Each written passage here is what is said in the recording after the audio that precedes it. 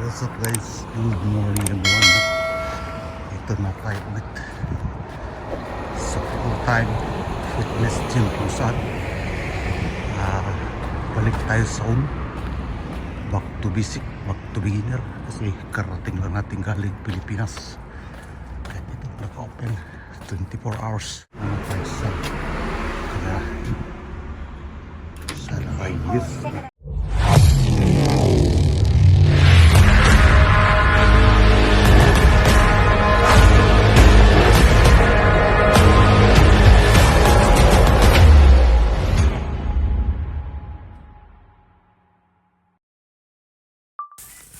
Alright guys, magandang araw sa lahat. Yan, kat dito tayo ulit sa PL Time Fitness Gym. Kung saan ang gagawin natin is dito tayo sa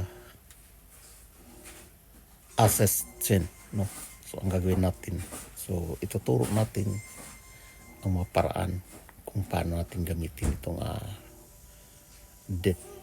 Access Deep Gym. Ayan, so yun. So, dami tayong paraan sa paggamit nito mga guys during the time dito tayo sa pag-workout. So, kung tingnan mo, simple lang pero isang equipment. So, dami tayong magagawa sa pag-workout. Ayan. So alright guys, umpisan natin ang pagtuturo kung paano natin gamitin. So actually, ginagalaw natin yung wakan natin at saka iangat natin yung guide. Yun ang gamitin natin pag nahirapan tayo mag pull up. Kung dito tayo sa pull up, kahit umpisa natin dito sa pull up na hindi nakasandal ang ating paa. Ayan, ito isa sa pinakamahirap sa ginagawa sa itong pag pull up, kasi binubuhat mo yung bigat ng katawan. Kaya yun, so dito sa pinakababa, simpleng style din sa pull up lang. So iangat mo yung katawan mo. So yun, dito sa taas V pull up. So ang tinatarget dito sa shoulder. Yan, yun. So ito pinaka madali.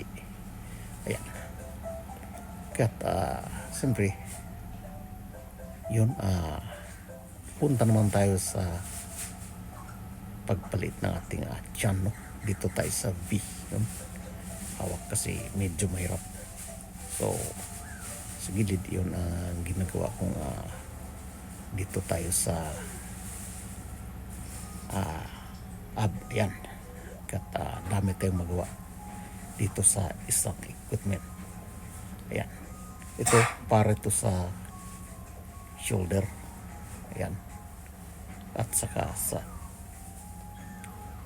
ating bicep. Ayan, o tricep. Ayan, so siyempre yan, inaangat natin yung guide para hindi tayo mahirapan umangat pataas. Ayan, kaya yun, subukan natin. Kaya dito sumada sa bigat ng ating katawan, kailangan mag-adjust tayo ng bigat sa baba para hindi tayo mahirapan pag madaon. Madali tayo makaangat pataas. Ayan, kaya dito sa pull up, pag may guide, siyempre madali lang natin kunin kung ilan yung makaya natin sa pull up. Madali lang, pero tumatama din to sa ating wings din sa back. So yun talaga ang tinatarget dito sa ginagawa natin pull up na to. Kaya medyo mahirap kung walang guide, pero pag masanay na, hindi bigat yung katawan mo, is kaya. Kaya ibaba ay dito naman tayo sa pag assess ng ating shoulder. Ito siyempre ang tinatarget dito sa shoulder Siyempre pag may guide, hindi tayo mahirapan. Ayan. Siyempre may guide guys. Kaya yun, try lang natin yung mga importanteng mga design sa pag-workout. So yun, hanggang dito lamang. Thank you for watching.